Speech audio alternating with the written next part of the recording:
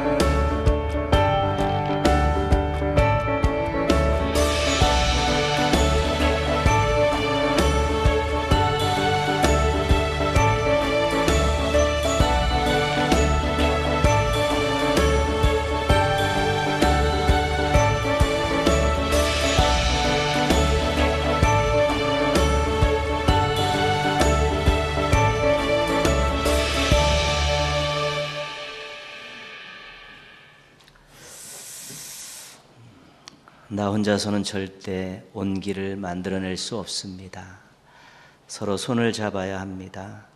따뜻함은 당신으로부터 만들어집니다. 그 마지막 또 멘트가 참 가슴에 와닿습니다. 우리는 이미 주님의 사랑을 담고 있는 사람들입니다. 우리가 그 사랑을 가지고 서로 사랑을 실천하고 서로 손을 잡으면 이 세상을 지금보다 훨씬 더 따뜻하게 만들어갈 수 있는 것이죠. 날씨도 춥고 또 경제도 꽁꽁 얼어붙고 정치권도 찬바람이 쌩쌩 불지만 하나님의 자녀들이 모인 교회로부터 우리가 주님 사랑과 서로 사랑으로 이 세상을, 이 사회를 따뜻하게 만들어 간다면 그것만큼 의미 있는 일은 없을 것입니다.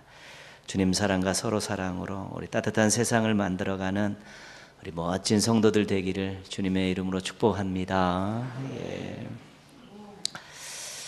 오늘 말씀의 제목이 아멘과 영광입니다. 이 하나님의 영광이라는 주제는 우리에게 너무 중요한 일입니다. 그래서 오늘 우리 오초운동 첫 번째는 무조건, 이것도 하나님의 영광이라는 주제를 가지고 있는 운동입니다.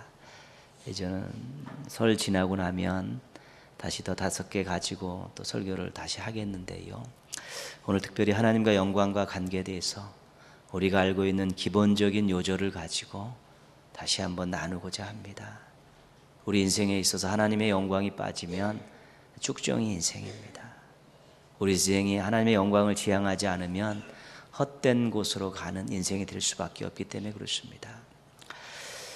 이사야 43장 7절 말씀입니다. 내 이름으로 불려지는 자, 곧 내가 내 영광을 위하여 창조한 자를 오게 하라. 그를 내가 불렀고 그를 내가 지었느니라. 인간을 창조한 목적을 나타내고 있는 것입니다. 하나님께서 하나님의 영광을 위해서 온 피조물들을 만들고 인간도 만들었다는 것이죠. 그래서 하나님을 창조주로 고백하는 모든 피조물들은 하나님의 영광을 위하여 살아야 되는 것이죠. 특별히 피조물 중에 가장 귀한 우리 인간들은 하나님의 영광을 위해서 살아야 되는 인생의 목적이 분명합니다. 그래서 창조주 하나님께 영광을 우리가 한 손에 붙들고 살아야 될 아주 중요한 모토입니다. 창조주 하나님께 영광을, 나에게 생명을 주시고 이 땅에 태어나게 해주신 창조주 하나님께 영광을, 중요한 것이죠. 시편 8편 시인은 이 창조주 하나님을 이렇게 찬양하고 있습니다. 여호와 우리 주여, 주의 이름이 온 땅에 어찌 그리 아름다운지요. 하나님, 정말 하나님의 이름이 얼마나 아름다운지 모르겠습니다. 만드신 그 모든 자연 만물 피조물 속에서 하나님의 손길을 보고 또 하나님께서 만드셨다는 그 믿음의 고백을 가지고 볼 때 하나님의 이름이 정말 아름답습니다. 그렇게 고백하고 있죠. 찬송가 79장 창조주 하나님을 찬양하는 내용이죠. 우리가 다 알고 있는 것입니다. 주님의 높고 위대하심을 내 영혼이 찬양하네. 여러분은 창조주 하나님을 어떻게 찬양하고 계십니까? 여러분의 마음속에 하나님이 창조주라는 고백이 있고 또 그 창조주 하나님을 또 찬양하는 그런 아름다운 마음들이 있습니까? 여러분들이 창조주 하나님에 대한 감격을 가지고 고백하는 그 내용은 어떤 것입니까? 하나님이 우리를 만드셨는데, 하나님이 나를 만드셨는데 그 창조주 하나님에 대해서 내가 어떤 고백을 가지고 있는가, 어떻게 찬양하고 있는가는 아주 중요한 것입니다. 고린도전서 6장 20절입니다. 값으로 산 것이 되었으니 그런즉 너희 몸으로 하나님께 영광을 돌려라. 예수 그리스도의 피값으로 구원받았으니까 이제 그 몸 가지고 그 인생 가지고 하나님 영광을 위해서 살아라, 그런 말씀입니다. 예수님을 통해 구원받은 성도들은 하나님께 영광 돌리며 살아야 되는 것이죠. 그래서 구원해 주신 하나님께 영광을, 창조주 하나님께 영광을, 나를 구원해 주신 하나님께 영광을, 이 두 가지 기둥을 꼭 세워야 되는 것이죠. 에베소서 1장 3절 6절은 구원해 주신 하나님을 이렇게 찬송합니다. 찬송하리로다 예수 그리스도로 말미암아 자기의 아들이 되게 하신 하나님. 예수 그리스도를 통해서 우리를 하나님의 아들로 삼아 주신 그 하나님을 찬송합니다. 그래서 구원의 하나님을 찬송하고 있는 것이지요. 우리가 복음성가 가운데 비전, 그 후렴구가 이렇게 됐죠. 구원하심이 보좌에 앉으신 우리 하나님과 어린 양께 있도다. 이 찬양은 요한계시록 7장에 나오는 찬양입니다. 각 나라와 족속과 백성과 방언에서 모여든 수많은 사람들이 하얀 옷을 입고 종려가지를 들고 보좌에 앉으신 하나님과 그 옆에 계신 어린 양을 향해서 구원하심이 보좌에 앉으신 우리 하나님과 어린 양께 있습니다. 우리에게 구원을 베푸신 하나님을 찬양합니다. 지금 그 찬양의 노래를 부르는 것이지요. 이 구원의 찬양, 이것이 주님 오셔서 우리가 보좌 앞과 어린 양 앞에서 부르는 찬양일 뿐만 아니라 우리가 이 땅을 살아가면서 구원해 주신 하나님을 찬양해야 될 아주 귀한 찬양의 내용이 되는 것입니다. 여러분은 구원해 주신 하나님을 어떻게 찬양하십니까? 하나님의 자녀가 되었고 구원받았다는 감격이 올라올 때마다 우리 하나님을 어떻게 찬양하고 계십니까? 또 찬양할 의지는 갖고 계십니까?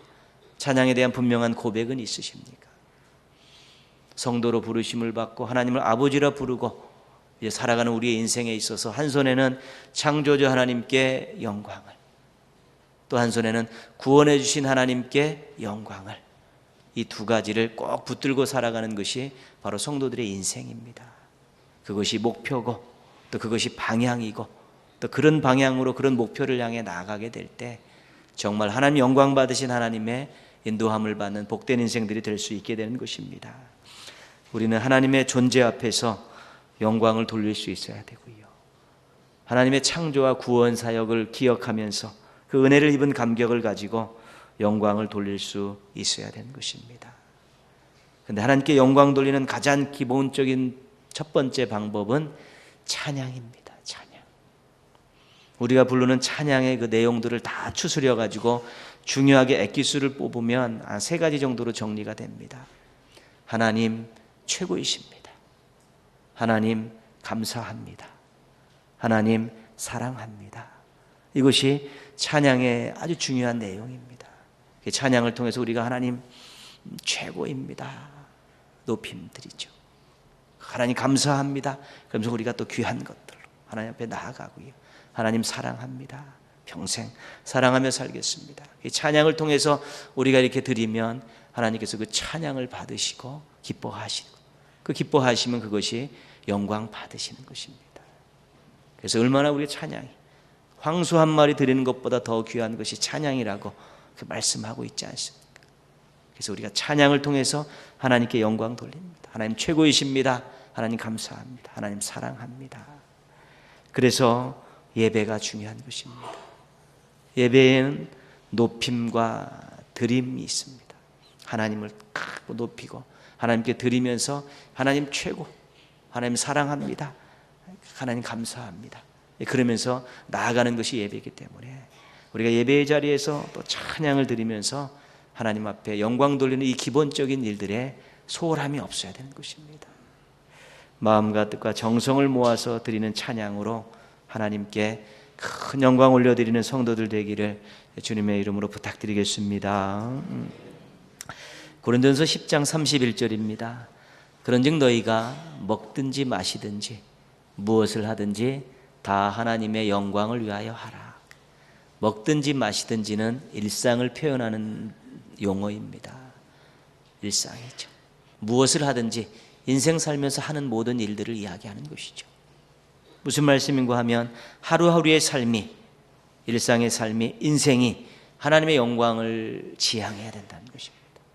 내가 하루 살아가는 것이, 또 하루 살면서 하는 일들 속에서 내가 하나님의 영광을 드러내야겠다라는 그런 마음을 가지고, 그런 결단을 가지고 그렇게 하루하루의 삶을 통해서 하나님께 영광 돌리며 나아가야 된다는 것입니다. 그래서 로마서 12장 1절은 우리의 신앙인의 삶을 강조하는 중요한 말씀인데 같은 맥락의 말씀입니다. 그러므로 형제들아, 내가 하나님의 모든 자비하심으로 너희를 권하노니 너희 몸을 하나님이 기뻐하시는 거룩한 산 제물로 드리라. 이는 너희가 드릴 영적 예배니라. 구원받았으니까, 예수 그리스도를 통해 구원받았으니까 이제 너희 몸을, 너희 삶을 하나님 받으실 만한 제물로 올려드리라는 것입니다. 이것이 영적 예배, 마땅한 예배다. 구원받은 자들이 드려야 될 마땅한 예배다, 그런 것이죠. 그래서 우리의 삶을 통해서 하나님께서 영광 받으신다는 것입니다. 구원받은 신앙인들이 아름다운 삶이 하나님께 기쁨이 됩니다. 자녀들의 멋진 삶이 아버지 하나님께 기쁨이 됩니다. 백성들의 좋은 삶이 왕이신 하나님께 기쁨이 되는 것입니다. 하나님 기뻐하시는 것, 영광 받으시는 것입니다. 그래서 하나님의 말씀을 기준 삼아서 삶을 잘 가꾸시면 매일매일 영광 돌릴 수 있는 것입니다. 우리와 함께 하신 하나님께서 우리의 순간순간마다 동행하시면서 일거수일투족을 함께 하시면서 우리를 지키시고 보호하시는데요, 우리도 매일의 삶 가운데서 우리의 아름다운 삶을 통해서 하나님께 영광 돌린다는 마음을 가지고 살면 우리도 매일 하나님께 영광 돌릴 수 있고요, 하루에도 몇 번씩 하나님께 영광 돌릴 수 있는 그런 모습으로 살아갈 수 있게 되는 것입니다. 그래서 우리의 아름다운 삶, 귀한 삶, 복된 삶, 하나님 뜻대로 사는 삶이 하나님께 영광이 된다는 사실을 잊지 말아야 되는 것입니다. 그래서 하루가 소중한 것이고요, 우리가 하는 일이 귀한 것입니다. 왜요?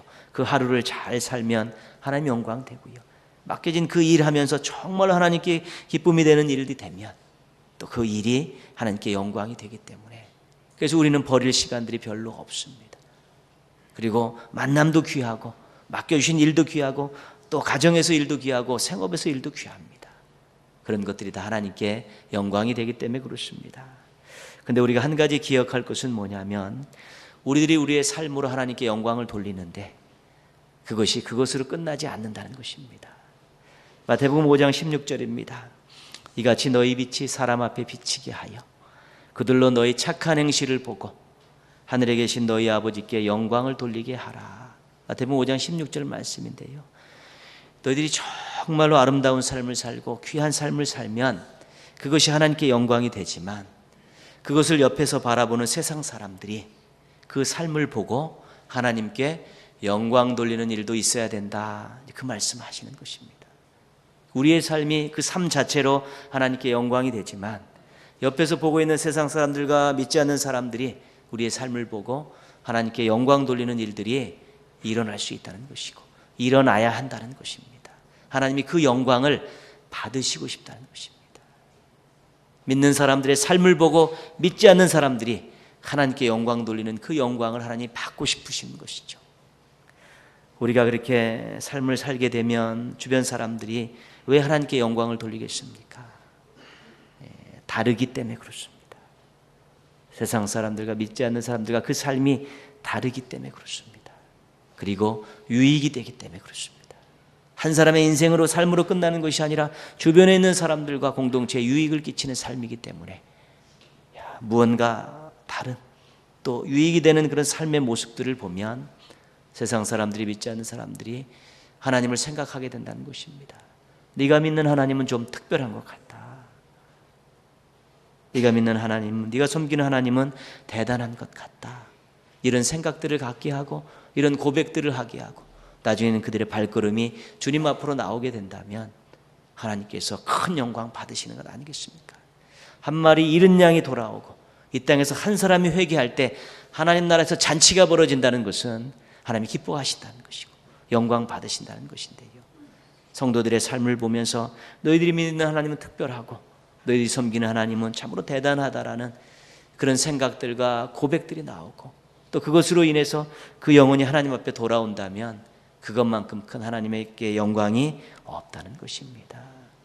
그러면 세상 사람들과 다른 삶을 살았고 유익된 삶을 살았던 본보기가 있는가?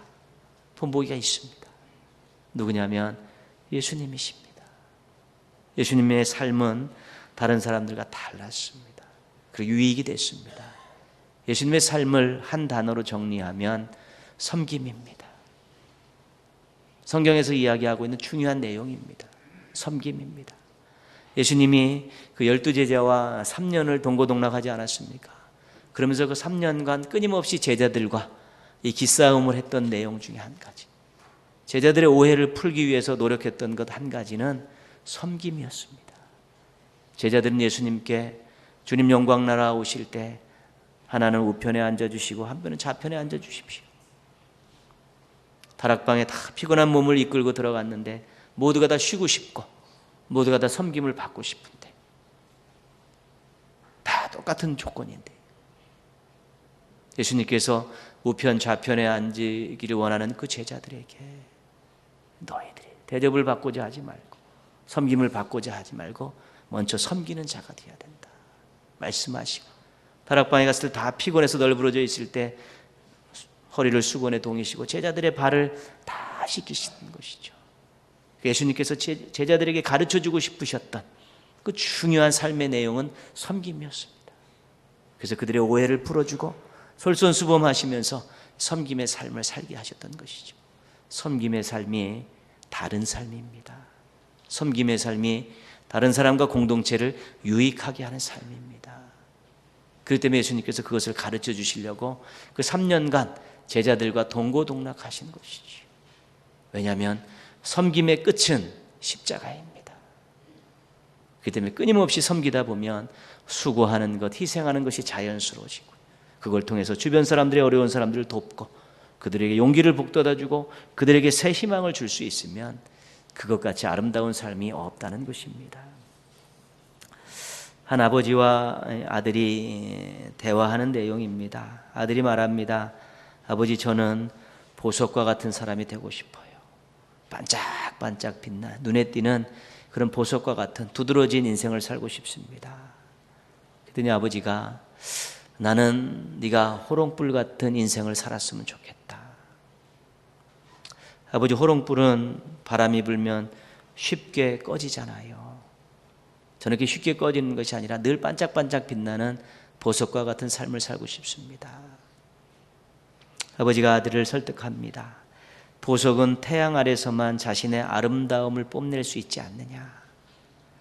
그러나 호롱불은 비록 약해도 세상이 어두울 때 몸을 태워서 세상을 비추지 않느냐. 아빠는 한껏 빛나는 보석 같은 인생보다는 자기를 희생해서 세상을 밝히는 호롱불 같은 그런 인생을 살았으면 좋겠다. 그렇게 아들을 권면했다는 것이지요. 예수님의 삶이 그런 삶이었고요. 또 우리들의 삶이 그런 삶입니다. 그것이 세상 사람들과 다른 삶이고 세상과 공동체를 유익하게 하는 삶이 되는 것입니다. 세상이 어지럽습니다. 복잡합니다. 왜 그럴까요? 섬기는 사람이 없어서 그렇습니다. 늘 다툽니다. 늘 무한 경쟁으로서 서로 치고 올라가고 정신이 없습니다. 상처를 주고받습니다. 이기면 이긴 대로 기고만장하고 진대는 진대로 낙심천만해서 살고 있습니다. 섬기는 사람이 없으면 서로 피해자가 될 수밖에 없는 것입니다. 그러나 섬기는 자가 있으면 섬김을 받은 사람 유익을 얻지만 섬긴 사람은 우리 주님께서 유익하게 하시기 때문에 같이 유익을 얻는 인생이 될 수 있는 것입니다.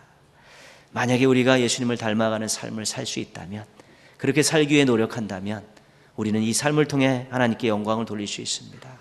더불어서 우리 주변에 있는 많은 사람들이 우리의 삶을 바라보면서 하나님을 대단하고 특별하게 생각하고 또 그렇게 이야기하고 또 그 하나님께 나오는 또 놀라운 역사가 일어남을 통해서 하나님께 영광이 될 수 있다는 것입니다.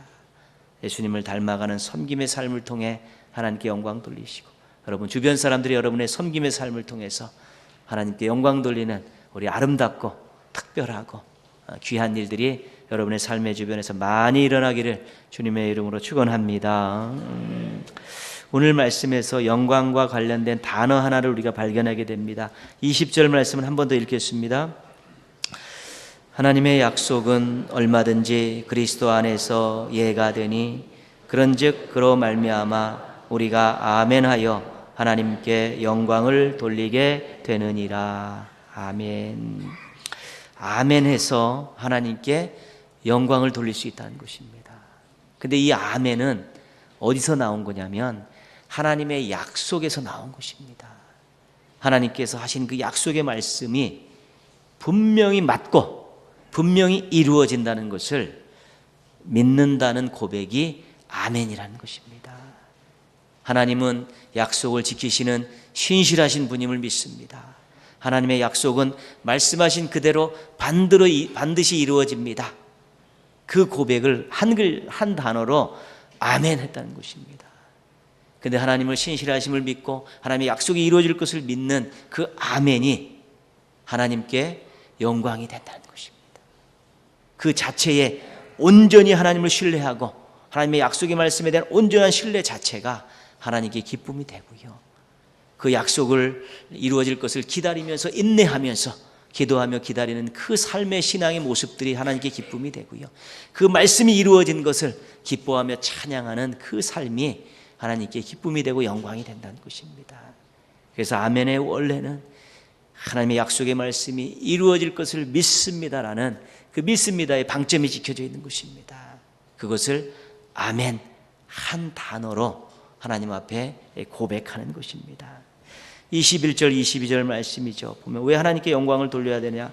하나님이 어떤 분이신가를 고백하고 있습니다. 우리를 너희와 함께 그리스도 안에서 굳건하게 하시고 우리에게 기름을 부으신 이는 하나님이시니 그가 또한 우리에게 인치시고 보증으로 우리 마음에 성령을 주셨느니라. 우리를 택하시고 우리를 부르셔서 성령님을 통해서 하나님을 아버지라 고백하게 하시고 우리에게 기름 부어 사명을 주시고 우리의 인생을 굳건히 지켜주시는 그 하나님께 영광 돌리며 살아야 되지 않느냐. 그런데 하나님의 약속의 말씀에 대해서 아멘 이루어질 것을 믿습니다. 하나님은 신실하신 하나님이라는 그 믿음의 고백, 그것을 통해서 하나님께 영광 돌리라는 것입니다. 이것이 말씀에 국한된 건 아닙니다. 우리가 기도를 마치면 이 기도가 이루어 주실 줄 믿습니다. 아멘 합니다. 찬양을 드리고 나면 이 찬양을 통해 영광 받으실 줄 믿습니다 하고 아멘 하는 것이죠. 그래서 말씀과 기도와 찬양 속에 우리가 아멘을 하는 이유는 모든 것이 믿음의 고백입니다. 확신을 가진 고백입니다. 그래서 이 아멘 한 이 신앙 고백에 우리의 모든 것들이 다 담겨져 있는 것입니다. 또 우리가 말씀을 듣다가 또 다른 사람 기도할 때 중간중간에 또 우리가 아멘으로 동참하지 않습니까? 나도 그렇게 생각합니다. 내 기도도 그런 기도고요. 하나님 말씀이 옳습니다. 이런 것들을 아멘을 통해서 자기의 마음에 믿는 바를 함께 표현을 하는 것이고요. 또 말씀을 듣고 아멘합니다. 말씀대로 살겠습니다라고 결단을 또 아멘으로 표현하는 것입니다. 그래서 아멘이라는 것은 우리의 신앙생활에 있어서 가장 중요한 신앙 고백입니다. 확신을 가진 신앙 고백이 아멘입니다. 아멘은 확신 있는 고백, 동의하는 고백, 결단하는 고백이 거기에 담겨 있는 것이죠. 근데 고백의 중요한 건 뭐냐면 입 밖으로 나와야 된다는 것입니다. 입 밖으로 나와야 된다는 것입니다. 그래서 우리가 하나님 앞에 제가 하나님에 대해서 이런 믿음을 가지고 있습니다 고백하고, 또 우리 믿음의 공동체 사람들 또 나도 이런 고백을 가지고 있다라고 같이 증거를 삼을 수 있어야 되고, 세상을 향해서도 나는 이러한 믿음을 가지고 살고 있다라고 고백할 수 있어야 되는 것입니다. 부끄러워할 것이 아니라 자랑할 것이기 때문에 그렇습니다. 의심하고 있는 것이 아니라 확신하고 있기 때문에 하는 것이고요. 이것은 나 혼자만 하는 것이 아니라 우리 모두가 하는 것이기 때문에 이 분명한 아멘이라는 이 확신 있는 신앙 고백은 바깥으로 나와야 되는 것입니다. 그때 의미가 있는 것이죠. 그래서 우리가 아멘이라는 이 고백을 하게 되면요, 개인적으로는 점점 진리에 대한 확신이 굳어지는 것입니다. 그렇습니다. 믿습니다. 하나님 옳습니다. 그렇게 살겠습니다라는 고백을 입 밖으로 분명히 확신을 갖고 내게 될 때 자기의 믿는 바들이 더 굳어지는 것입니다. 믿음이 단단해지는 것이고 진리에 대한 확신이 커지는 것이고요. 두 번째는 우리 공동체들이 서로 하나로 묶일 수 있는 아주 중요한 것입니다. 여러분, 우리가 공동체에서 예배 중에 사도신경을 우리가 고백하지 않습니까? 우리가 믿는 내용입니다. 근데 우리가 눈을 감고 하나님께 고백드리지만 실질적으로는 눈을 뜨고 서로 바라보면서도 할 수 있는 것입니다. 나는 하나님을 이렇게 믿습니다. 너도 그렇게 믿습니다. 나는 예수님에 대해서 이렇게 믿습니다. 너도 그렇게 믿습니다. 나는 성령님께서 이런 일을 하시 믿습니다. 그 고백을 하면서 우리가 같은 믿음을 가지고 있다는 것으로 똘똘 뭉쳐지는 것입니다. 사도신경도 마찬가지고 아멘이라는 고백을 통해서 우리가 저 말씀에 대해서 같은 믿음을 가지고 있구나, 우리가 저 기도에 대해서 같은 마음을 품고 있구나, 우리가 이 찬양을 같은 마음으로 부르고 있구나, 이런 것들이 서로 확인이 되면서 서로 믿음 안에서 공동체가 하나 되는 것입니다. 내가 가만히 있으면 무엇을 생각하고 있는지, 저 사람이 무엇을 믿는 바를 갖고 있는 건지 확인이 서로 안 되는 것이죠. 그러나 말씀 중에 기도 가운데 찬양 가운데 그 아멘이라는 한마디 그런 믿음의 고백을 입 밖으로 내게 될 때 저 사람과 나는 같은 믿음을 가지고 있고 같은 마음을 가지고 있고 같은 목표를 가지고 있구나라는 것들을 확인하면서 우리가 거기서 형제애를 느끼고 가족애를 느끼면서 또한 동역자에 대한 생각들을 같이 갖고 한마음 한뜻 되는 믿음의 공동체를 막는 데 중요한 것입니다. 또 한 가지 입 밖으로 내야 될 고백이 돼야 할 이유는 우리가 세상을 향해서요, 내가 하나님을 믿습니다, 하나님 말씀이 이루어질 걸 믿고 하나님 이런 일을 하셨습니다라고 아멘으로 우리가 고백할 수 있어야 되는 것입니다. 도대체 너희들이 믿는 바가 뭐냐, 너희들은 너희들의 믿는 바에 대한 확신을 갖고 있느냐라고 물었을 때 우리가 아멘이라는 그 한 가지 사실만 가지고도 얼마든지 증거할 수 있는 것입니다. 예배를 드리고 있습니다. 말씀이 선포되고 기도를 하고 찬양을 하는데 아멘 하지 않습니다. 도대체 너희들이 믿는 것은 뭐냐, 뭘 확신하고 사느냐고 이야기하면 대답할 말이 없는 것입니다. 믿지 않는 가정에서 상이 났을 때 가서요, 예배를 드리는데요, 기도도 하고 말씀도 하고 찬양도 하는데 믿는 사람들이 맥 풀려 앉아가지고 노래 대충 부르고 기도하는데도 그냥 묵묵부답으로 앉아있고 기도가 끝난데도 속으로는 그러고 말씀이 전해지는데도 그냥 그러면 불신자들의 입장에서 볼 때 도대체 무엇을 믿고 사는 것이냐, 그 말씀이 너희들에게 무엇고 그 기도가 도대체 너희들은 이루어질 것 믿기는 하느냐, 이런 의구심을 들 수 있다는 것입니다. 세상에서 자신이 만든 어떤 물건이나 상품 하나 팔 때도 확신을 가지고 전해가지고 이것을 그 사람 마음을 끌려고 하는데, 진리를 가지고 있는데, 하나님과 관계된 것들을 가지고, 영적인 것들을 가지고 있는데, 그들이 죽었다 깨어나도 알지 못하는 것들을 가지고 있는데, 그것을 우리가 분명한 고백을 통해서 세상을 향해 선포할 수 있을 때 아멘 한마디가 그들의 마음을 움직일 수 있는 것이고요, 우리 것이 얼마나 진짜라는 것을 알릴 수 있는 아주 중요한 것이 되기 때문에 그렇습니다. 믿음이 없으면 아멘하지 못합니다. 믿지 않는데 어떻게 아멘합니까? 궁극적으로 아멘을 잘 하지 않는 사람들은 믿음이 없다고 볼 수 있습니다. 그럼 본인이 점검해야 될 일이고요, 귀찮아서 하지 않기도 합니다. 피곤하고 몸이 아프고 그러면 그거 귀찮으면 그것도 하기 어렵고요, 부끄러워서 입도 뻥끗하지 못하는 경우도 있고요, 궁극적으로는 전부 훈련이 안 돼서 그런 것입니다. 내가 진짜를 가지고 있는데, 이것이 나의 확신을 고백하고 공동체의 구성원들과 함께 믿음의 진리를 나누고 공감하고 공유하고 세상을 향해서 이 믿음의 진리를 선포해야 되는 이 고백에 대해 등한히 하고 또 이게 귀찮아한다면 그 자체는 본인이 가지고 있는 것이 진짜인지 가짜인지 모르는 것입니다. 나를 살리고 내 인생을 변화시켰다면 그것이 진짜 아니겠습니까? 살아계신 하나님의 말씀이 내 인생을 이끌어가고 내 앞에 등이 되고 불이 된다는 것을 확신할 수 있다면 분명한 무언가에 대한 고백이 있어야 되지 않습니까? 이루어질 줄 믿고 내가 눈물을 흘려 기도하고 매일 기도하는 이것이 이루어진다는 걸 믿고 또 함께 기도하는 동역자들이 기도하는 내용들이 이루어지길 바란다면 그 믿음을 가지고 같이 믿음을 아멘 고백을 하게 될 때 그것이 역사가 일어나게 되는 것입니다.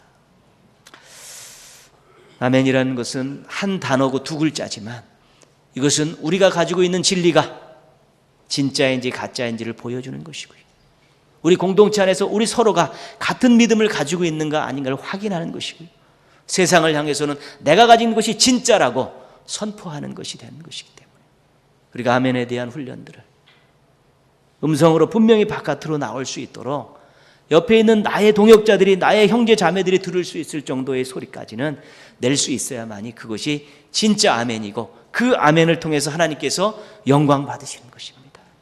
나의 아멘이 하나님께 영광이 되고 우리의 아멘이 하나님께 영광이 되고 세상을 선포하는 교회의 아멘이 하나님께 영광이 된다는 사실을 잊지 말아야 되는 것입니다. 같이 한번 따라하겠습니다. 진실된 마음으로 아멘. 네, 소리내서 아멘. 모두 함께 아멘.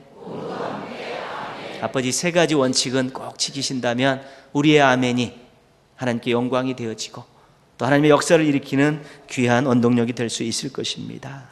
말씀에 대해, 기도에 대해, 찬양에 대해 또 아멘으로 잘 화답하셔서 우리 하나님께 영광 돌리고 여러분의 신앙이 담대해져서 세상을 향해서 힘차게 나아가고 선포하는 멋쟁이 신앙인들 되시기를 주님의 이름으로 축원합니다. 네, 기도하겠습니다.